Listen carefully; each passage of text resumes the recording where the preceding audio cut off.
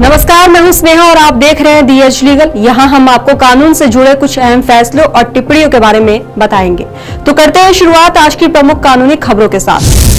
तो सबसे पहली खबर है, सुप्रीम कोर्ट में एक ऐसा नजारा देखने को मिला जब अटॉर्नी जनरल आर वेंकटरमणी ने सीजेआई बीआर गवई की अध्यक्षता वाली पीठ से माफी मांगी। मामला ट्रिब्यूनल रिफॉर्म्स एक्ट से जुड़ा था, जिसे चुनौती देने वाली याचिकाओं पर सुनवाई हो रही थी। केंद्र सरकार ने पहले इस मामले को बड़ी पीठ को सौंपने और फिर सुनवाई टालने का अनुरोध किया था, जिस पर अदालत ने नाराजगी जताई। इस दौरान अटॉर्नी जनरल ने अदालत को भरोसा दिलाया कि वे सोमवार को खुद पेश होकर केंद्र की दलीलें रखेंगे। दूसरी खबर है, सुप्रीम कोर्ट ने कहा कि अगर कोई व्यक्ति संयुक्त परिवार की संपत्ति में अपने हिस्से को डीड ऑफ रिलीज के जरिए छोड़ देता है तो ये त्याग तुरंत प्रभावी होता है।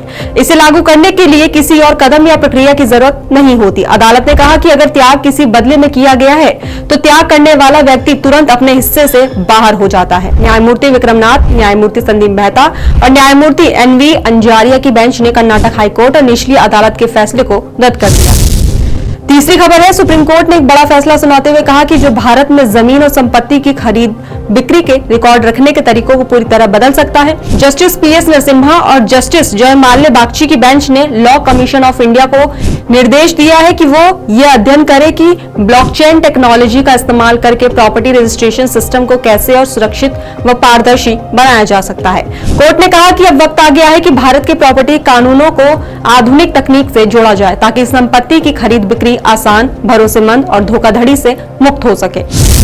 चौथी खबर है, सुप्रीम कोर्ट ने महाराष्ट्र सरकार की पुनर्विचार याचिका पर विभाजित फैसला सुनाया है। महाराष्ट्र सरकार ने कोर्ट से अपील की थी कि हिंदू और मुस्लिम समुदायों के वरिष्ठ पुलिस अधिकारियों से मिलकर बनाई गई एसआईटी बनाने के आदेश पर फिर से विचार किया जाए। 2 जजों की बेंच में से जस्टिस संजय कुमार ने, जिन्होंने पहले 11 सितंबर 2024 का मूल फैसला लिखा था, उन्होंने कहा कि पुनर्विचार की कोई जरूरत नहीं है और याचिका खारिज कर दी।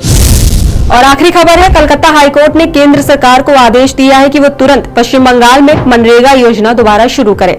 अदालत ने साथ ही केंद्र को यह भी निर्देश दिया है कि 4 हफ्तों के भीतर बकाया मजदूरी भुगतान के बारे में एक हलफनामा दाखिल करे। कार्यवाहक मुख्य न्यायाधीश सुजय पॉल और न्यायमूर्ति पार्थ सारथी सेन की बेंच ने कहा कि जहां तक बकाया मजदूरी का सवाल है, केंद्र सरकार और अन्य संबंधित पक्षों को 4 सप्ताह का समय दिया जाता है ताकि वे अदालत में अपना जवाब पेश कर सके।